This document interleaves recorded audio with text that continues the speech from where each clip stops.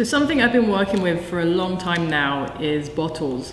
So I find these bottles out on the street, out on the beach, and I basically rescue them. Or I'm that person, you know, at the end of dinner and I see a really nice bottle that's about to finish and I kind of take it home with me. And so I put about 3 or 4 or 5 layers of gesso on these, and then I draw on them, and then sometimes I varnish them. And I've got some of my favorite pens here. So this is, it's an M size Lumnicolor permanent M size pen. I said that twice, but it's by Staedtler. And so they're permanent. I use these to draw on my shoes, I use these to draw on my shirts, and sometimes on walls. So I'm gonna just sit here and kind of zone out, zen out, meditate, and draw on some bottles. Let me find a good shape first to start. And this is fun because you can tell who are big drinkers because they know exactly what was in all of these bottles. All right, let's start with this one.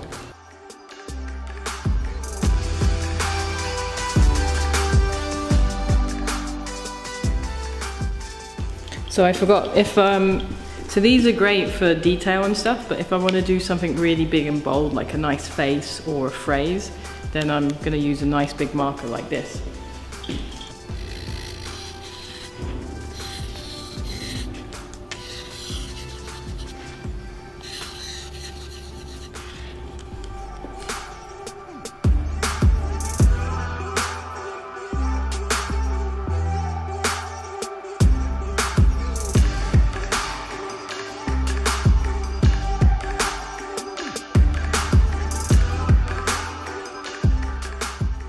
Yeah, so I usually just like kind of free form and either draw on them or write words on them or do faces on them.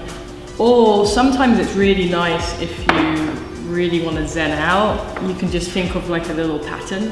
So for example, you can just do these like little dashes and just do that until you completely fill up the bottle.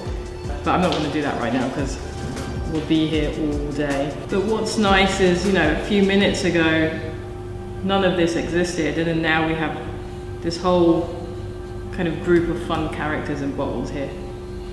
In 2011 I did a show in Florida called Message on a Bottle, and I went round this part of Florida, kind of North Florida, so along the beach, and I rescued over like 100 bottles, and I like washed them, cleaned them, gessoed them, drew on them. So that was kind of like my first bigger shows, like 2011, how long was that?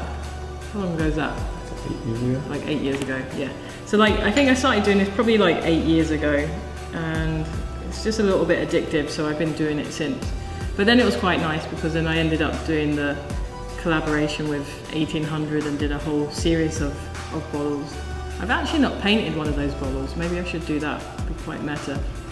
Self-discipline is really important, but also giving yourself excuses to create, you know. I've had these bottles sitting painted on my table for months and months and months, and I'm only drawing them now because I made an excuse, and now I don't have time to not do this because the camera's here and I'm here, you're here, and so I'm doing it. So I had to take time away for me to actually be creative and do something I've been wanting to do for a really long time. Yeah, these ones here have been sitting on my table waiting for me for a very long time. This is a good excuse. If you're not in the mood to do anything creative, then don't do it. Unless you really have to, and you have to, you know, you've got a deadline or something that is super crunching. But if not, and you don't feel creative, take that as a sign to take a break, you know. So if I don't feel creative, I'm going to go and see friends, I'm going to go watch a movie, I'm going to watch Netflix, I'm going to go to a gallery, I'm going to do something else because that's what I need to do at that time. You know, we're not creative all the time. Sometimes we need to take a step back to think about things, to be on pause, to be inspired by other things, and then we can come back to it, you know.